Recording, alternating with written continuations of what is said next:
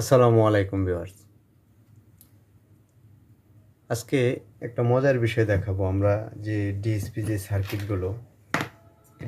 সার্কিটগুলোতে আমরা একটা problem face করে থাকি। যেমন এই সার্কিটটা নিয়েছিলেন আমার কাছ থেকে আরও বিগত 2 বছর আগে। তো এই সার্কিটটা নিয়েছিলেন সাতক্ষীরা থেকে। তো নেওয়ার পর দেখা গেছে কি যে এই সার্কিটটা একটা প্রবলেম ফেস করতে হয়,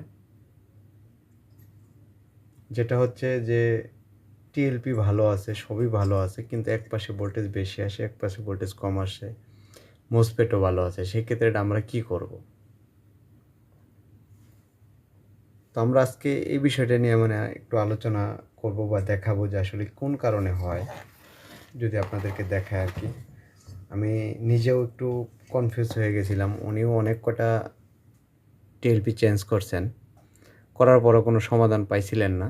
তো না পাওয়ার কারণেই কিন্তু আমার এখানে পাঠানো। তো আমিও একটু হতবাক হয়ে গেছিলাম যে আমাদের অবস্থানটা থেকে, যে আমি নিজেও একটু হতবাক যে জিনিসটা আসলে সলিউশনটা সমাধান হচ্ছে না। যদি আপনাদেরকে দেখাই,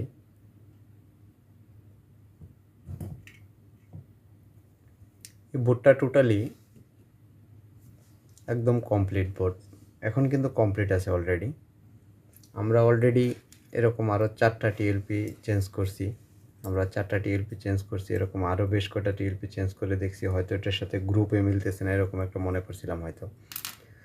তো আমরা যদি যেই অবস্থানটায় ছিল, আমরা যদি ওই অবস্থানটায় যেয়ে যদি আপনাদেরকে দেখাই আসলে কী ধরনের প্রবলেমগুলো আমরা ফেস করে থাকি। তো ভিউয়ার্স, আমরা যদি দেখতে যাই যে আসলে আমাদের এটাতে কী ধরনের প্রবলেমটা ছিল, এটা যদি আমরা দেখতে যাই, আমরা এটা ব্যাটারি সংযোগ করে যদি আপনাদেরকে দেখাই আর কি, আমরা এই প্রবলেমগুলোতে কতটুকু সম্মুখীন হয়েছিলাম বা এটাতে কী ধরনের একটা আওয়াজ আসতো, আমরা একটু কনফিউজ হয়ে গেছিলাম যে আসলে কেন এরকম হচ্ছে। তো একটা সার্কিট বিগত 1-2 বছর খুব ভালোই চলার পর যখন এই ধরনের প্রবলেমগুলো ফেস করতে হয়, তখন কিন্তু খুবই একটা বিরক্তিকর। কারণ সবই ঠিক আছে, মোসফেট ঠিক আছে, হয়তো কনফিউজ ছিলাম যে মোসফেট ঠিক আছে, মোসফেট নষ্ট হয়ে গেছে বা টিএলপি নষ্ট হয়ে গেছে, এই ক্ষেত্র থেকে এরকম হতে পারে। যদি সবই ঠিক থাকে মাপার পরে, তখনও যদি এই ধরনের প্রবলেমটা ফেস করা হয়, তখন কিন্তু বিশাল একটা ব্যাপার স্যাপার হয়ে যায়।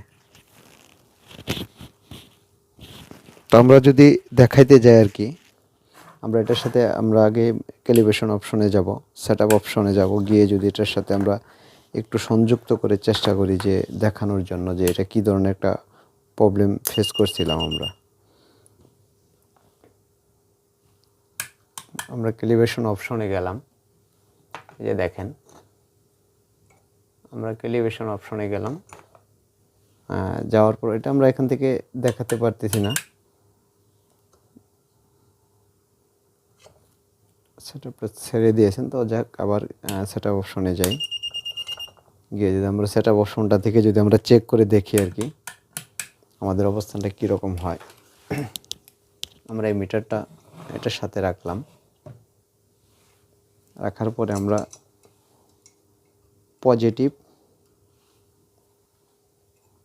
ধরলাম। আমরা যদি হার্জ ভোল্টেজটা মাপতে যাই, এই ধরনের একটা ব্যাড আওয়াজ আসতেছে। অবশ্যই ভিউয়ার শুনতে পাচ্ছেন যে ব্যাড আওয়াজটা।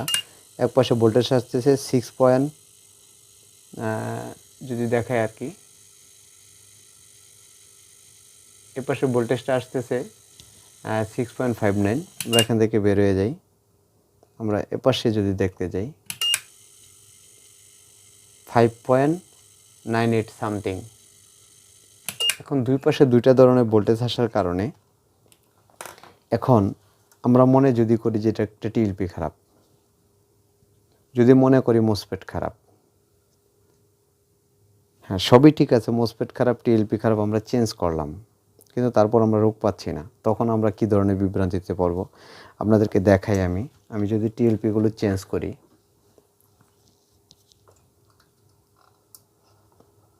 আমরা প্রত্যেকটা টিএলপি চেঞ্জ করে যদি আপনাদেরকে দেখাই যে আসলে এটার প্রবলেমটা কি এরকম কি না।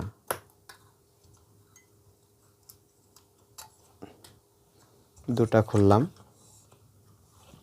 আমরা টোটাল 4টা টিএলপি খুলব, খুলে আপনাদেরকে চেঞ্জ করে আবার দেখাবো একই ধরনের প্রবলেম আমরা ফেস করতেছি। তাই আমরা 4টা নতুন টিএলপি নিলাম। 4টা নতুন টিএলপি নেওয়ার পর যদি একই ধরনের প্রবলেমগুলো ফেস করা হয়, আবার এখানে আরেকটা বিষয় হয় কি, মজার বিষয়, তো দেখা যায় কি যে 300 ওয়াট 200 ওয়াট পর্যন্ত লোড ওঠে, তার ঊর্ধ্বে কিন্তু লোড ওঠে না। 300 ওয়াট 200 ওয়াট লোড ওঠে, কিন্তু উঠে তারপর আবার অটোমেটিকলি ওভারলোড ট্রিপ করে বন্ধ হয়ে যায়। এই প্রবলেমটা উনি আমাকে বলছিলেন বারবার।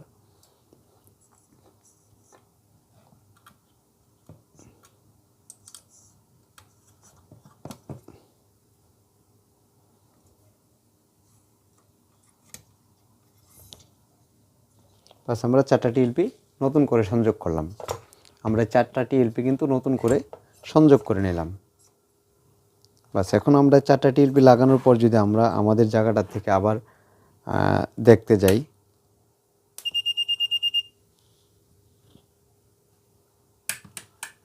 অপশনটাতে গেলাম, আমরা আবার আগের জায়গা থেকে যদি আমাদের অসিলেশন ভোল্টেজটা যদি মাপতে যাই, একই ধরনের আওয়াজ আসতেছে 5.95 মানে 6 ভোল্ট সামথিং। এ পাশে ভোল্টেজটা যদি দেখতে যাই,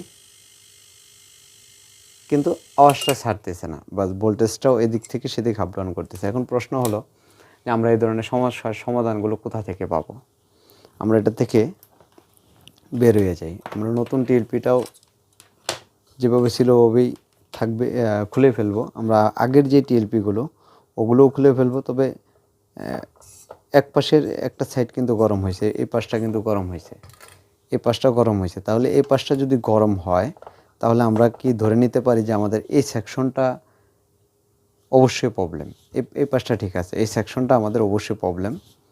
তাহলে আমরা এই টিএলপিগুলো, আগের টিএলপিগুলো খুলে আমরা নতুন টিএলপি যেগুলো খুলে, এগুলো আগের যে পুরনো টিএলপিগুলো আছে সেই টিএলপিগুলো আগে লাগিয়ে যদি দেখি যে আসলে আমাদের সবই ঠিক আছে, প্রবলেমটা কোথায়।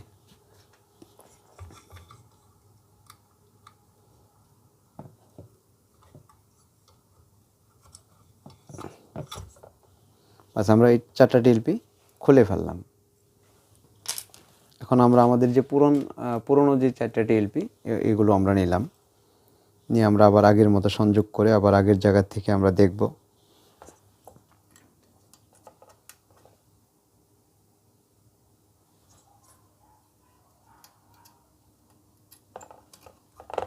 দুটো লাগালাম।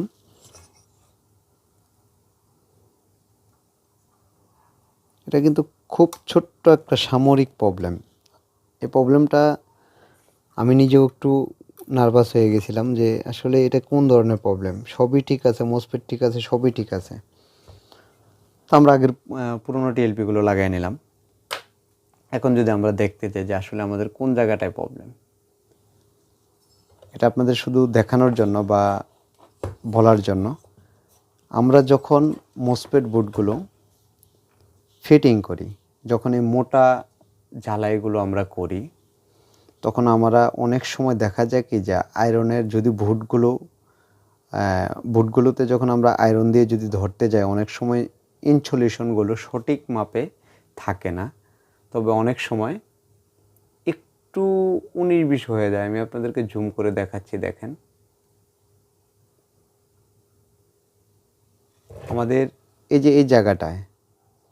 আমাদের এই জায়গাটায় কিন্তু মসফেটের যে আমাদের এই লাইনের সাথে সংযুক্ত পাওয়ার কথা, এই একটা পা, এই একটা পা, আমাদের এই দুইটা পা কিন্তু সংযুক্ত থাকবে। অতএব আমাদের এই দুইটা ভোল্টেজ কিন্তু মসফেট বোর্ডটাকে স্টার্ট করবে। তো আমাদের এই জায়গাটা থেকে কিন্তু একটা প্রবলেম আমরা পাইছি। আমরা যদি সম্মুখীন আপনাদেরকে দেখাই,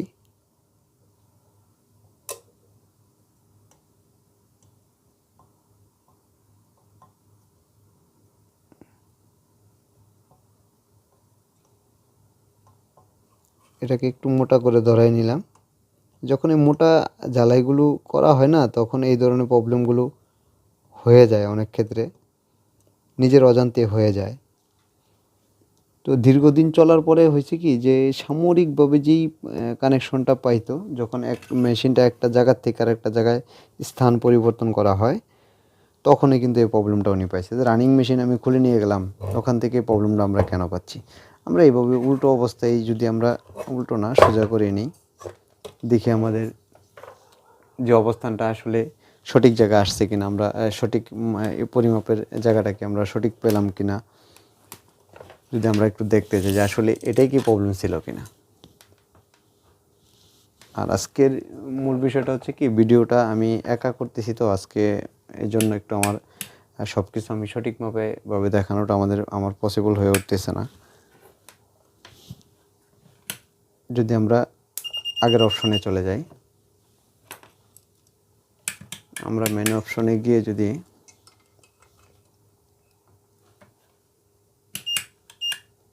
আউটপুট ভোল্টেজটা মাপতে যাই, দেখেন কোনো ধরনের আওয়াজ নেই, আর আমাদের সম্ভবত দুইটা ভোল্টেজে সমান চলে আসছে। আমরা যদি একটু জুম করে চেষ্টা করি দেখার জন্য,